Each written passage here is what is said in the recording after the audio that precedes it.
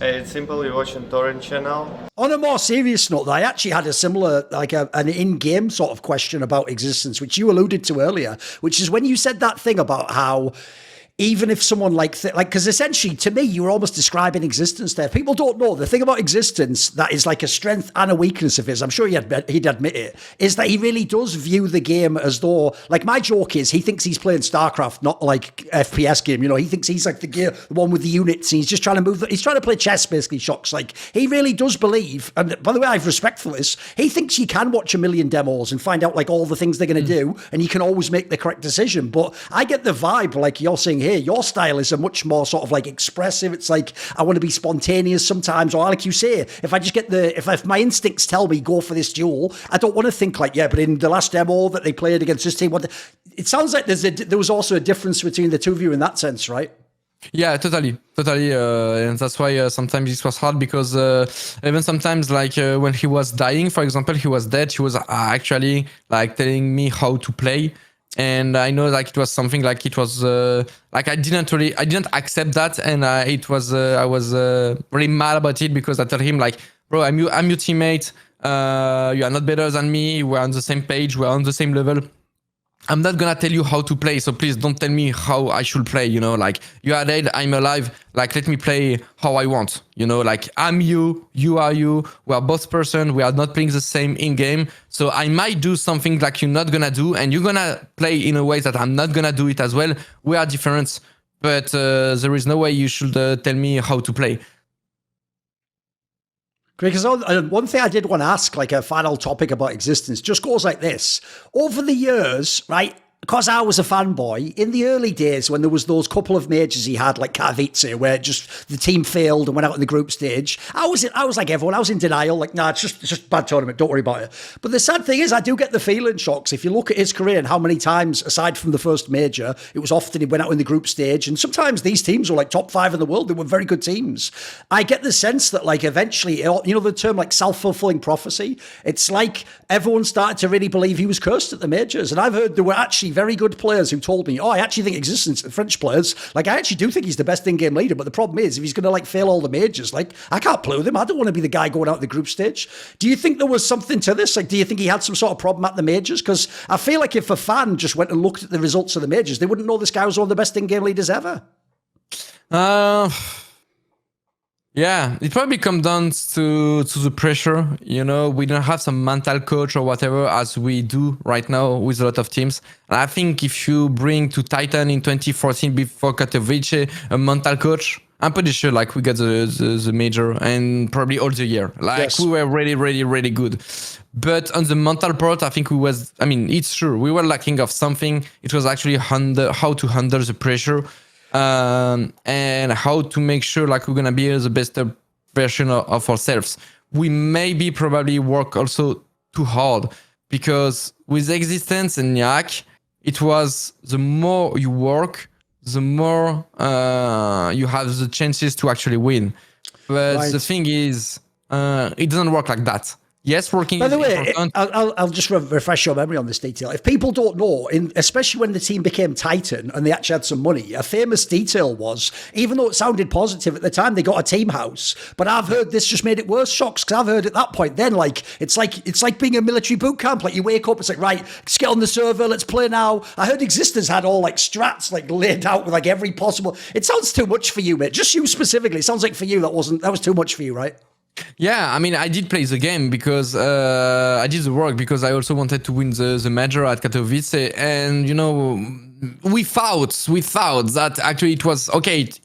We should do it because we should win like that. Yes, we had the playbook that you can't even imagine. I don't know if I have it somewhere in the hardware. It will actually be insane to have it again. I think Nyak got some. But we probably had more than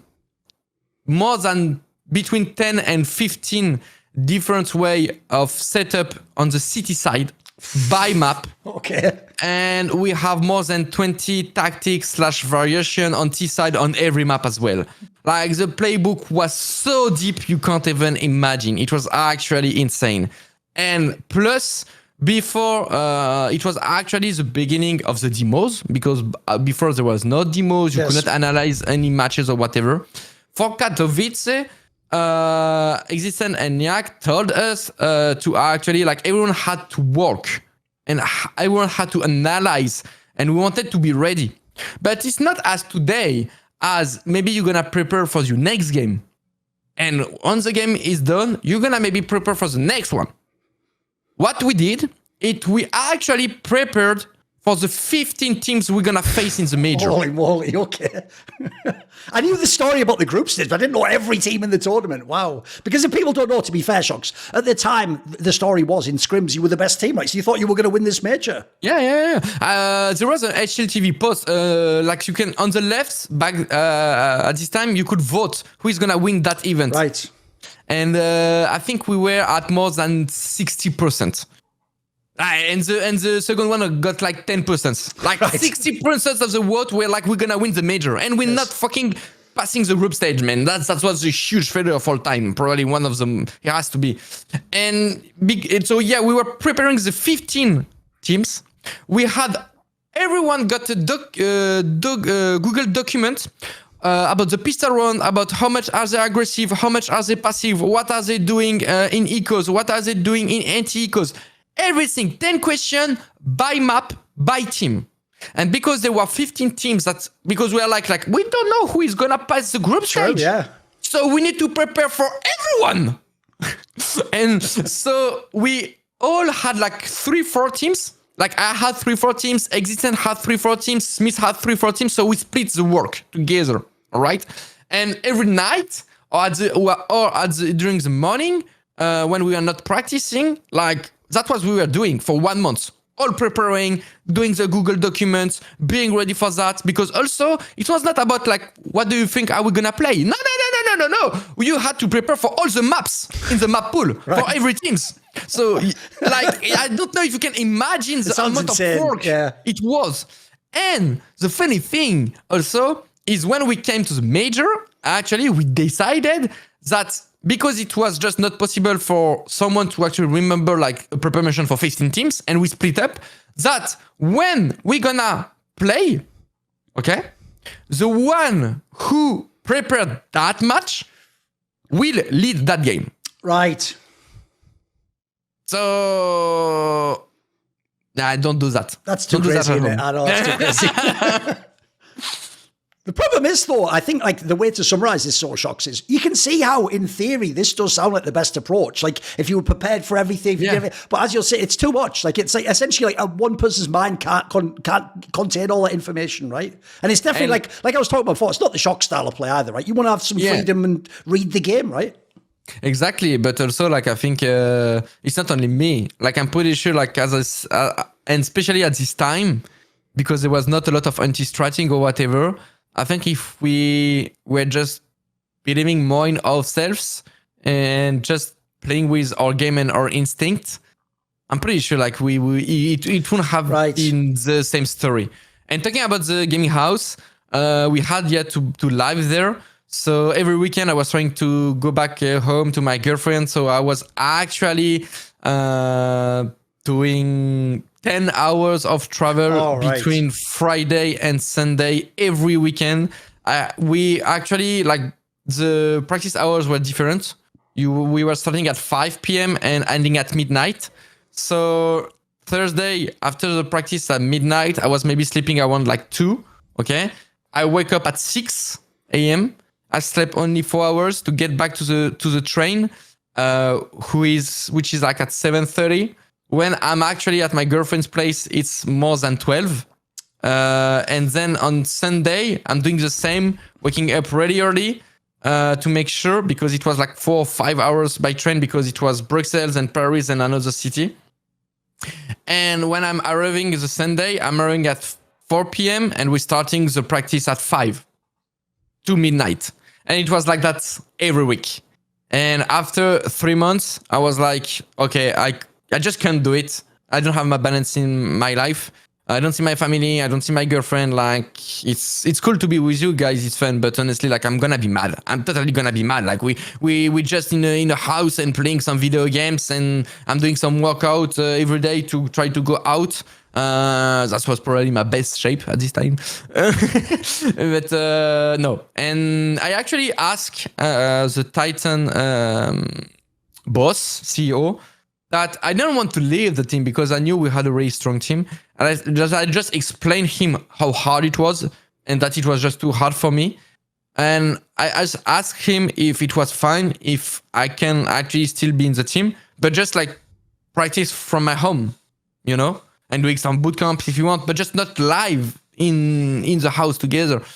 And he just told me that with Titan, it's either you are part of the gaming house or either you are not part of Titan. Right. So I mean, I made a choice. I was like, sorry, I can't do that, guys.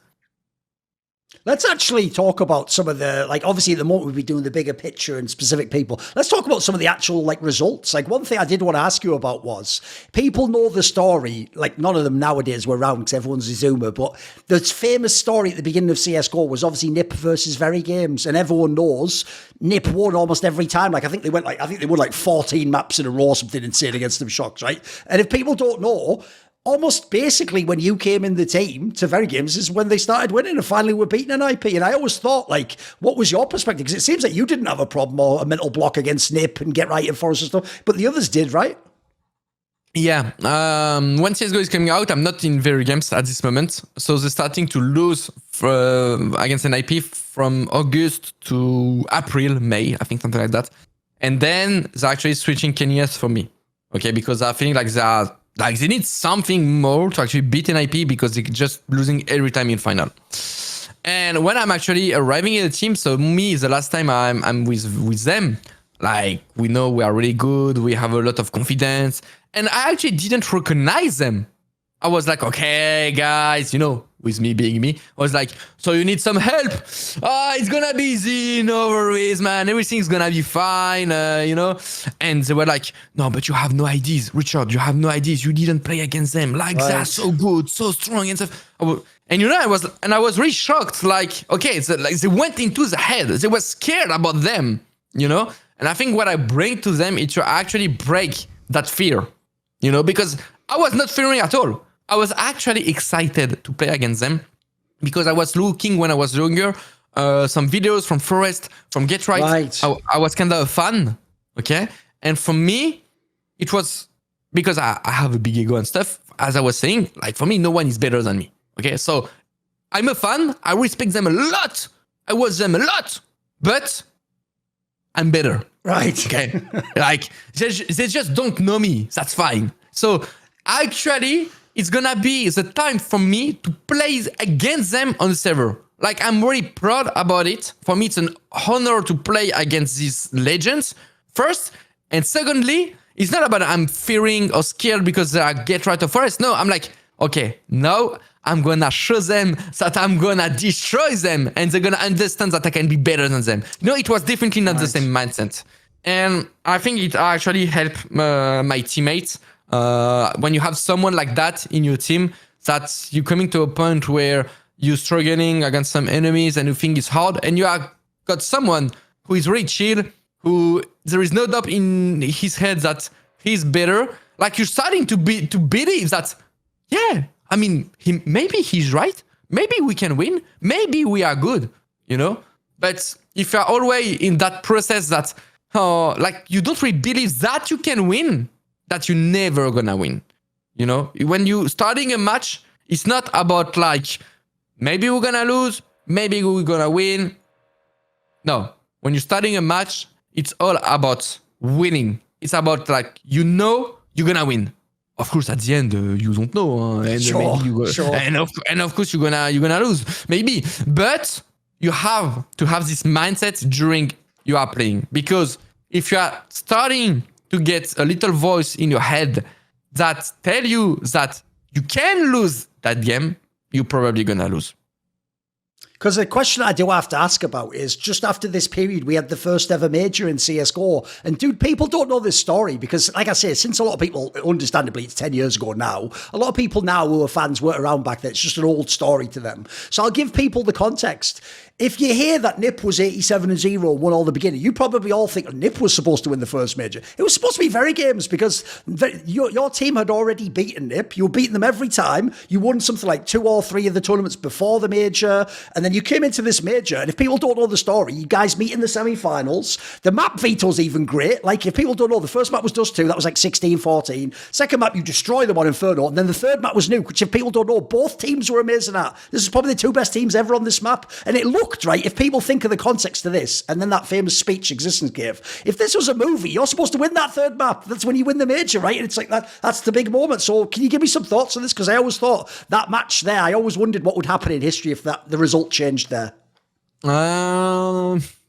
First, I would say is that, as I was saying, we are not ready for the pressure. Or maybe not that we were not ready for the pressure, but we put too much pressure on ourselves. Right. Because it was the first major. We prepared in a way that we put the major like it's woo. But if you put it too high, in a way, when you're gonna play it, like you're gonna forget about the present, about the game itself, right? And you're just gonna think about like the global thing and how huge it is, and then you won't play the same. So that's the first thing. Secondly, we actually lost in the group stage against Complexity, I think. Yes. That is why we are playing NIP in semi-final. Because we failed in the group stage. Yes. And with the team we have, we are no way close to lose against Complexity normally. Like, no. But the pressure, the whatever, we lose. We fail. Okay, we are still in, but we play NIP in the semi-final. So that's our fault. You have to do what it is. Canada, the pressure is, getting higher. Because, it's the hardest team to beat and you wanted to face them in the final and you have to accept that you fail. And now you are playing your tournament probably right here, right now in semis. And for the funny story, the thing is on Dust 2, as you were saying, like we lost pretty closely. We had actually a really good edge on winning. We were ending at the City Half on Dust 2 and I don't remember, but we were really close to winning. And we starting to, so there is 2 things. Is one, I remember that Lurker was not like a thing as how it is nowadays. And I was playing as a anchor on this 2. And they were doing a lot of short execute. And Get Right was looking towards long. But me, I don't have that experience. Like, honestly, he made me mad because I think he killed me 2 or 3 times by behind, by lurking long. And he actually destroyed us on that part. That's the first thing. Second is like we were playing 3B.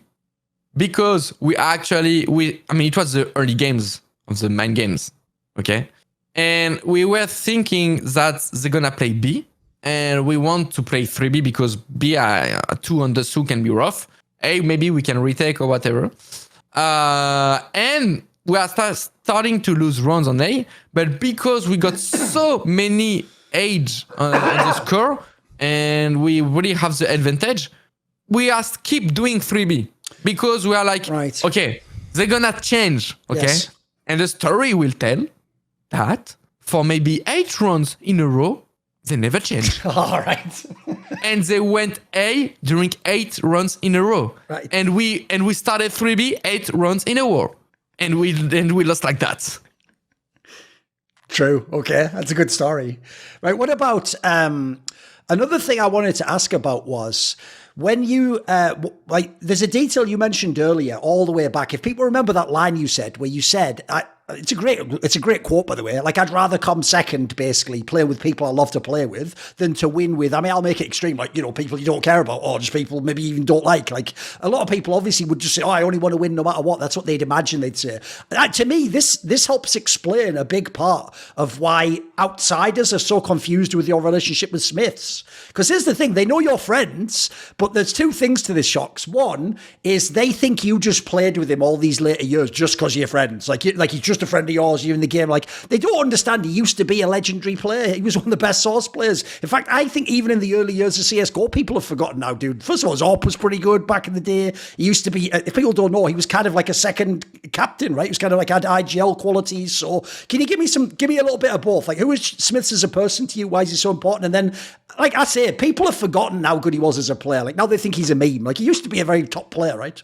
Oh yeah, he was actually insane. At the early days of CSS, he was probably one of the best players in the world, for sure. And even at the starting of CSGO, like, he was actually really good. And what he was bringing to a team, like, people can't imagine SmithZz Prime in a way. He was someone who don't know what fear is. He had such a big ego that in the game, he was actually picking in T side or in CT side or doing some ballsy move that, trust me, not a lot of players will actually go for that. And he was doing that and he was really good at it. Plus, he was actually playing both AVP and both rifle. Kind of like a ZywOo style, all right? So he was really good at that. Plus, he had a really good reading about the game. Plus, his stuff, grenades, flashbangs, smokes, whatever, he knew everything and he was really good at throwing them. He was actually really good at aiming. He was helping on with co-leading with Ex6TenZ or with his captain.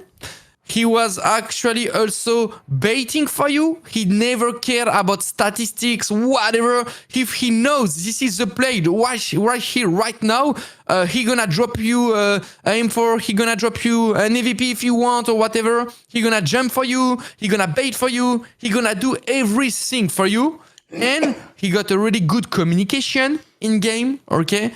Like how he was speaking, the information he was saying, the move he was giving to the team, like, let's go here, let's do that or whatever. He was really good at that. And outside the server, he was the funny guy who is making, thanks to him, there was always a good chemistry, right, and a good feeling in the team. Like, with everything that I just said right now, how can you tell me like SmithZz is not one of the best teammates I've ever had in my whole career? And people after started to do some memes because he started to lose confidence in himself. People started to joke again on him, and then I would say that honestly, just kind of internet, social medias, pressure, yes, got him. Everything got him. Even me, I got him because I actually like kicked him to place him as a coach. You know. Yes. And this is something also, like, this is one of my regrets. I shouldn't have done that. I think. But overall, yeah, it just came to his mind. And what was his strengths? Talking about his mentality, this eye of the tiger, not respecting the enemy. Like, he just lost it. People started to come in his head. And when it's like that, and you don't have a mental coach, and you don't know how to do that, it's just hard, man. It's just hard. But I don't think in his prime that even today, I don't even can tell you which players can do that today. Even the best player in a team, you know, we're talking about Simple, we're talking about ZywOo, we're talking about Naiko. Yes, like, there are insane players, Device and stuff, you know. And I played with ZywOo, and for me, he's the best player of the world. But like, he doesn't have like all the qualities I just mentioned to SmithZz, you know, like, yeah, people can't imagine like how important and how good he was. One thing I wanted to ask about was, this needs a little bit of setup as well.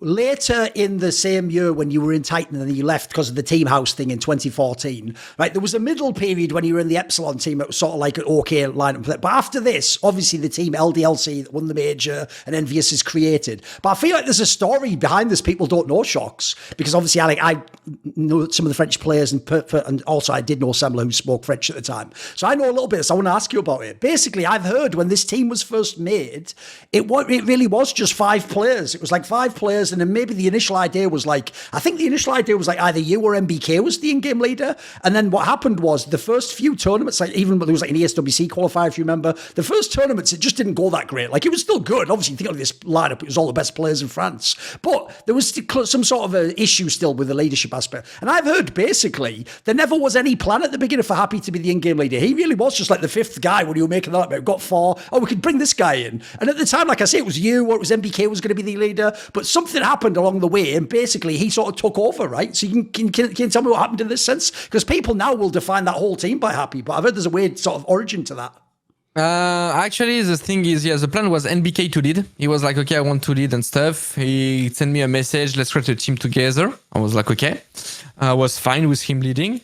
We both agree, I think, to bring SmithZz, okay, from VeryGames. He was, because we knew how important SmithZz was in the team.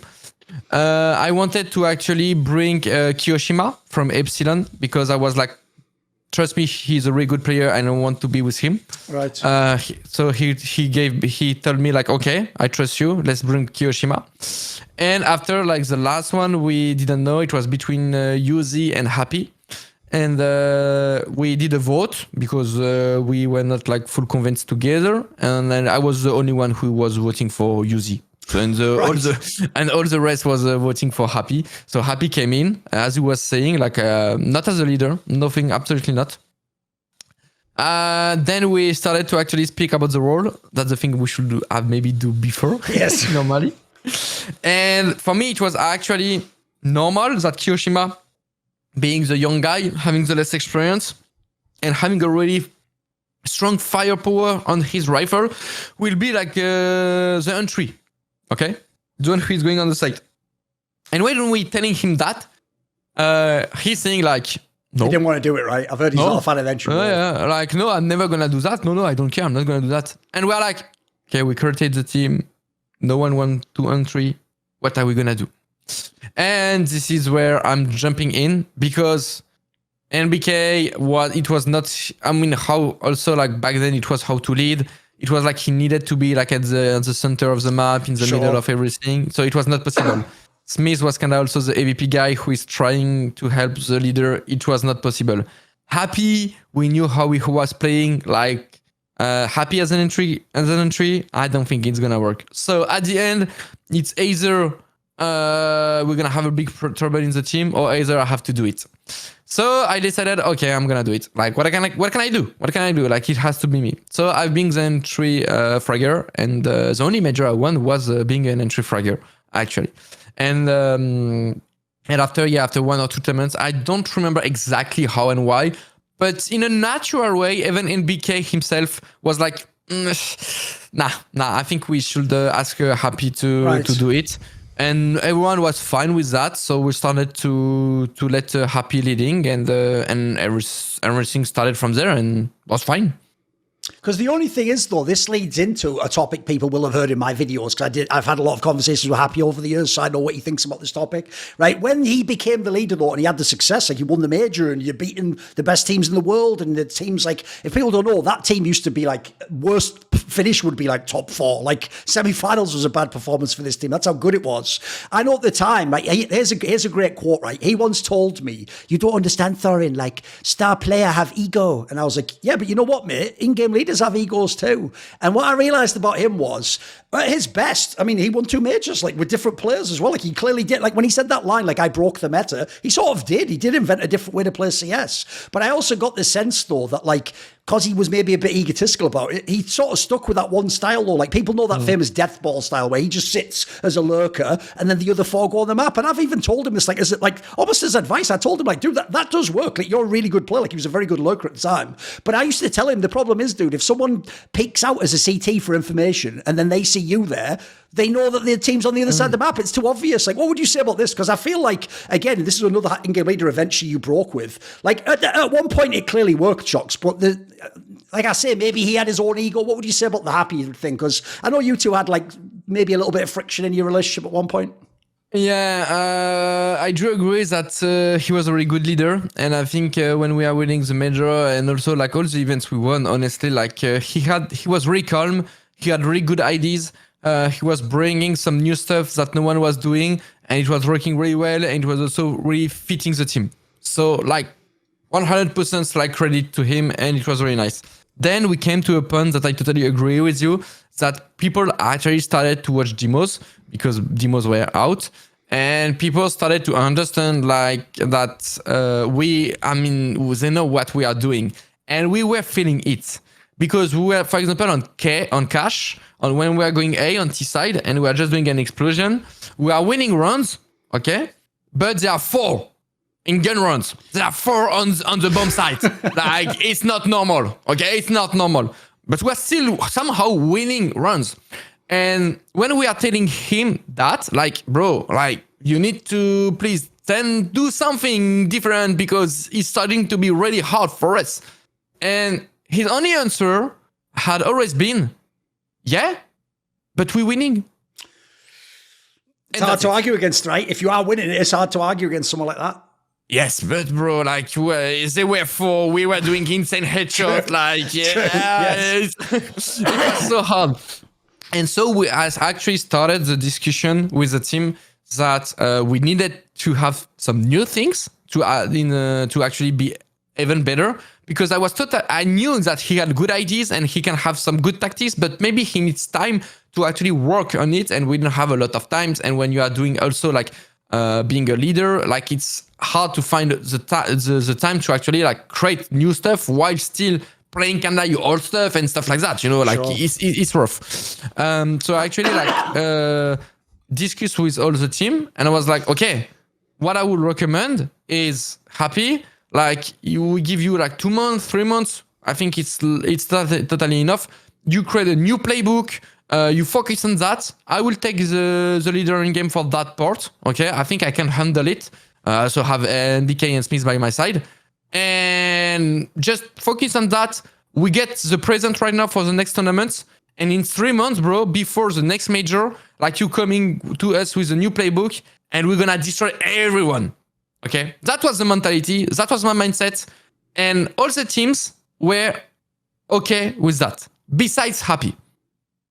But because he was alone and all the team like were agreeing on that, we are like, okay, I mean, I'm sorry, bro, but we're gonna do it. Like, it's hard for us to, we are 4 people, we are saying to you, like, we need to change, we need we want, and it's in a good way because we trust you, yeah. and we know you can do really good stuff, but we just need you to work on that, and we're just gonna do the job between. But I don't know how, somehow he took it as an attack. In a way, like maybe he was bad, he was not doing his proper stuff, and he always thought, even with discussing with him afterwards, he was always thinking that I kind of betrayed him in a way when I did that. You think you were taking the team from him, right? Yeah, that was his thought, and I always told him that. No, and I can tell him again today, it was definitely not my option. 100%. I believe in you, and I just want you to make us win another major because I know how good you can be in that department. So no, for me it's a compliment.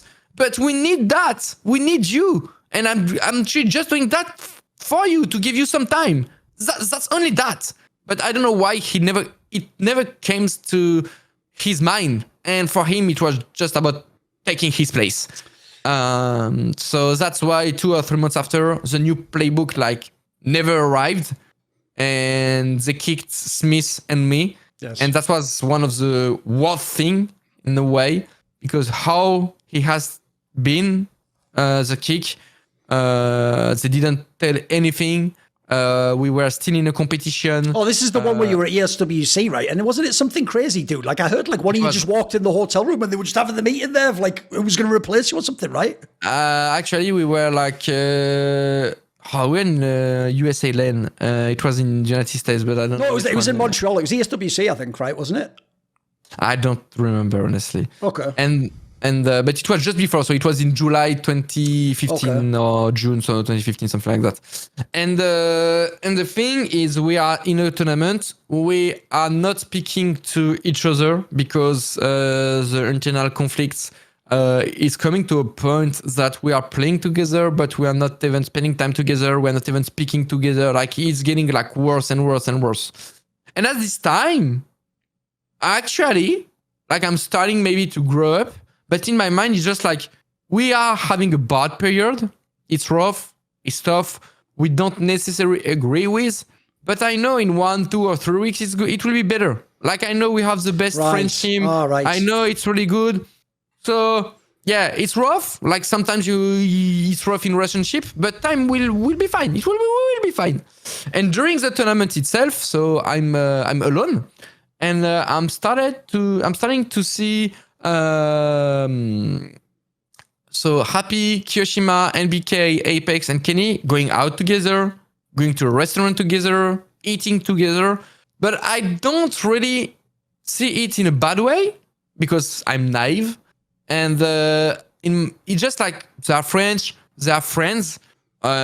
It's not because we're in the same team that we always. No. If people don't know, even when you and Existence were in the same team, you'd always have a drink at the bar and stuff. Like, it's always social, yes. Yeah. So that's totally fine. That's totally fine. Okay, they don't want to be with us today at this moment. We are having a hard time in the team. So okay. And then there is I'm starting to see people when I'm walking in the hotel and stuff, like looking at me like, I don't know, like weirdly. Right. Like what they know what's going to happen, you think? Yeah. Right. But I at this time I don't know. At this time I don't know. And I was like, okay, people are weird, but I don't know. I'm going to a bar one night and I'm having a drink, you know, like rough period, rough tournaments. We are still in. Teammates are not speaking to me. I'm feeling a bit alone. I get a little drink, thinking about what are we gonna do tomorrow, and maybe have a better day, or maybe actually thinking like maybe I should like take my balls and go speak to Happy to actually like empty the follower pots, you know, to don't do the same mistakes. And so because we can't stay in that situation for too much time. And here there is Anders, all right, the commentator. That is kind of close to me. Okay. And after 10 minutes, because I was kind of close to him, he just looked at me and like, yo, you good? I was like, yeah, it's okay. I'm fine. No worries. What about you? And he's looking at me like something is going wrong, you know? And this is where he's starting to actually explain me that apparently the rest of the team want to replace SmithZz and me for Kenyes and Apex. And I'm like, no, there is no reason for them to do that. Yes, we are having some troubles in the team, but there is no way. But he's then still saying it and looking at me like, man, it's happening. Like, you know, like he's 100% sure. Yeah. So I'm actually starting to get scared. And then I called the team like, where are you guys? Can we talk or whatever? And they actually like saying that they're gonna replace us and they're gonna kick us. And I actually starting to understand than the past few days when they were always with Kenyes, with Apex, going to the restaurant, having some drinks together, speaking together. Like they were actually already doing that. They already knew. And I was like, wow, they just did that in front of me, in front of us, without telling us anything. Like, this is so disrespectful, man. There is absolutely no way. And so here is the story. So it was also really hard for me coming from NBK and Kiyoshima, because NBK and Kiyoshima, like, actually, as I was saying a few months ago, like, they agreed with what I was saying. Like, they vote yes, like, we should do that. And at the end, they do that. So I really take it as a knife in my back. Like, they didn't even like speak to me. They didn't even speak to me. They didn't, nothing, absolutely nothing. So, wow. Okay. And then we are calling our boss who was there, so Astro from NVS, and we are trying to explain him the situation, and we are trying to actually ask him. He's coming directly to the hotel, and we are trying to actually ask him, like, to tell them that it shouldn't be that way, and they can't do that, and we're gonna find solution together. Like, bro, like we really wanted like to stay together because we knew like we had something good, you know, like we're just having bad times, and we're asking our CEO to help us in that department, and he's totally agree with us, and he's trying to speak in front. Just everything is in front of us, everything. Right. Okay, and he's speaking to NBK, to Kiyoshima, to Happy. Kiyoshima is not speaking at all. He's just following.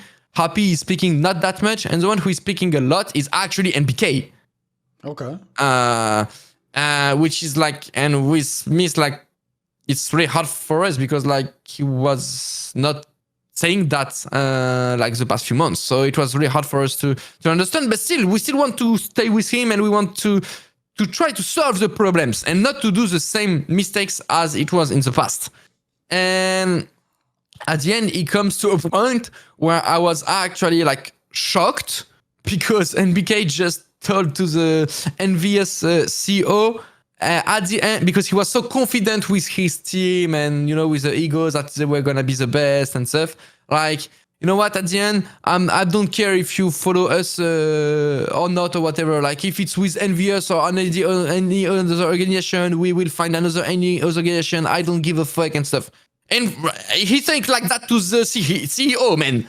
Like, okay. And I'm just like, in which world are we living here, man? They are doing whatever they want. They are being disrespectful to us. They don't say anything. The CEO is coming to actually try to make things better. And you speak like that to your CEO, to your boss? Like, whoa. And actually, it ended up that there was actually no clue.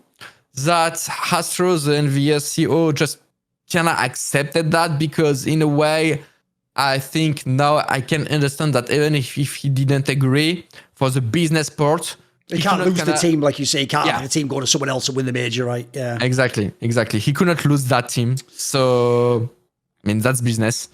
And it ended that we were actually crying, Smith and me, into Astro arms. Right. Like it was a very strong human experience, honestly. And I love Mike. I love that boss. He's probably one of my best CEO of all time because of so human he was. And yeah, and I'm missing him, bro. I'm missing him. By the way, that's the full story. Yeah, one question I had about this though, since you brought up Astro, is he even talked about this in my Reflections interview with him. He basically said, shox, that like he sort of did let you act like a superstar to you specifically, like people know, you know, the famous story that everyone knows of like. There's two of them that come. Some of them come from the other players, but they're all out there now. shox. So one is the shoxy Red Bull, which is when shox parties. You know, when you make a vodka Red Bull, you do like that much vodka and that much Red Bull. The joke is shoxy does the other way around. He does like that much Red Bull and that much vodka. And the point of this joke is, people know back then, especially as you said, you want someone who had to play all the time. There used to be a famous concept, which is if Envious or LDLC plays the 9 a.m., 10 a.m. game, probably going to lose that one because everyone's out partying and having a fun time. And so Astro told me he sort of let you do this a bit though. Like as long as the team's winning, he would let you have a bit of freedom, right? Which is kind of, I guess that's different from the Titan era. So I can see why you have a good relationship, right? What would you say on that aspect? Because that probably shocked people. I mean, look, I will say there's other players who've done that since I think Nico was like that for a few years. If you have enough talent, you have to sort. If you're a star, you have to sort of manage like your performance, right? You have to know how much do I need to peak, how much is too much, when should I have some free time? What would you say about this topic? 'Cause it might shock some people, but at the same time, by the way, if this was a movie, it'd sound really cool. That'd be like the rock and roll player, wouldn't it? You know.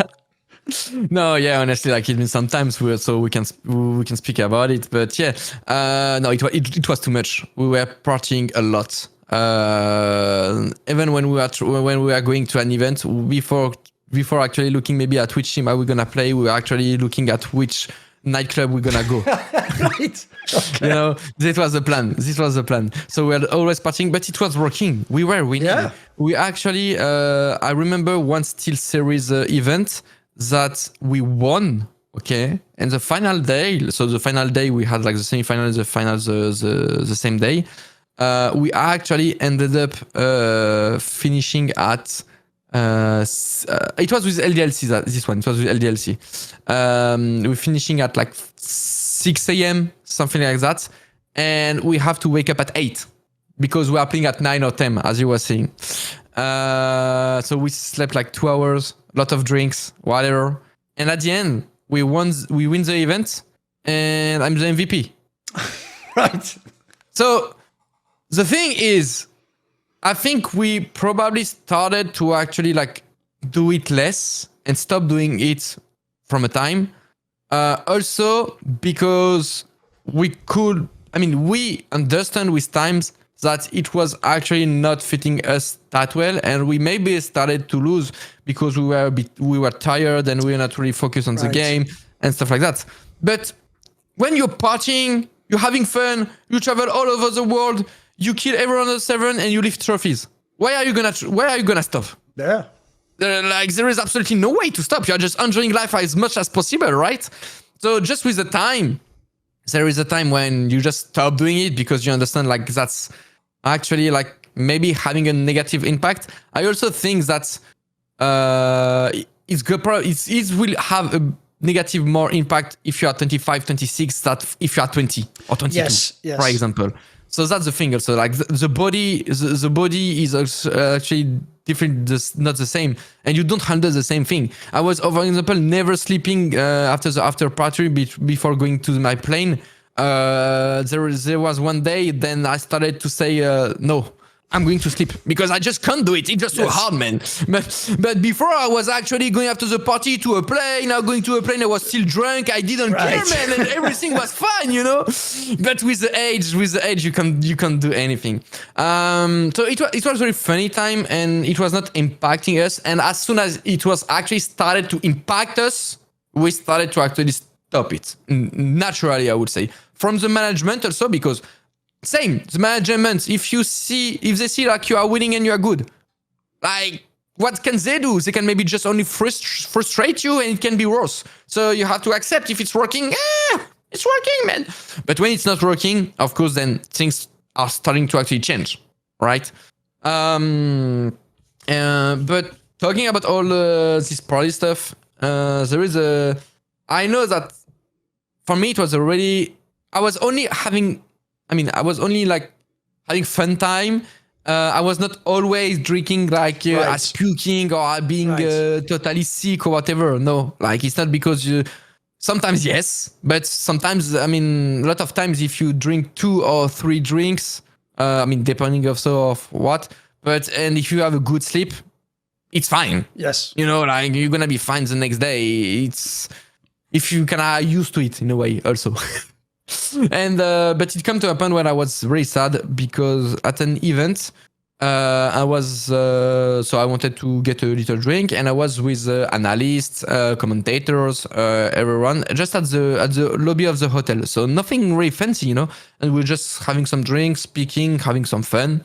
And then few days after the event, I think or whatever, I actually like there is actually like, which is mad. There is like a HLTV news saying that I'm drinking before matches. Okay. And I know like I took it really bad because this is something I don't know, and I probably will never know. But as far as I remember, there was no HLTV guy or whatever. And so it means that it's coming from an analyst or commentators that I was close. That I was close because it was only people that I'm. Right. I'm sharing a lot of moments, every tournament, every event. I was really sociable, speaking with everyone, having fun. So, and I never knew that. And you know what?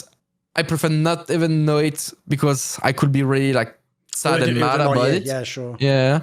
But it was hard for me because I was just having few drinks, having fun, nothing fancy, with people like I could also almost call friends. And few days after, like I'm getting again a knife in my back, and also like my image. Sure. Like it's not fucking HLTV, man. And the news is like I'm a fucking alcoholic and I'm drinking every night and I'm drinking every day and I don't care about the competition and whatever. While the real story is I just drink few drinks and in a hotel lobby speaking with friends before going to bed. and being ready for the competition. And actually, I think they never did such a news about it like that. But I remember, I was also shocked. Even if you have the information from HLTV, why are you gonna fucking post it? But I think this is a thing that they also do understand with times, because it was long time ago, right? And I think they understand, leave the drama maybe to Twitter, to social medias, but don't do it on the website, because I think they never did it again. But I'm the one who actually suffers from it. And when everyone is being harsh on you like that, it's not easy. Sure. When I make content, it isn't just me, the mic, and a guest or a topic. It's also me with the support of my whole crew. Who's that, you might ask? The Skrilluminati. That's who. They include Frisky, Matt Pugnaccio Racula, Ahmed Hadju, Tosh, Tobias Bernasconi, Jensen Gore, Animosity, Toucan, and you know it if you've heard it before, but if you haven't, a special thanks goes out to my main man, Jerky's Minion. Well, if you want to know upcoming topics and guests I'm going to have on my channel, maybe you want to ask me a question to answer in an AMA in video fashion. Do you want to hear one of those long discussions and actually be part of it and be able to ask me questions? Want to find out who I'm going to interview next? If any of these perks or more appeal to you, put your money where your mouth is. Join the Skrilluminati today via the Patreon link in the description box below.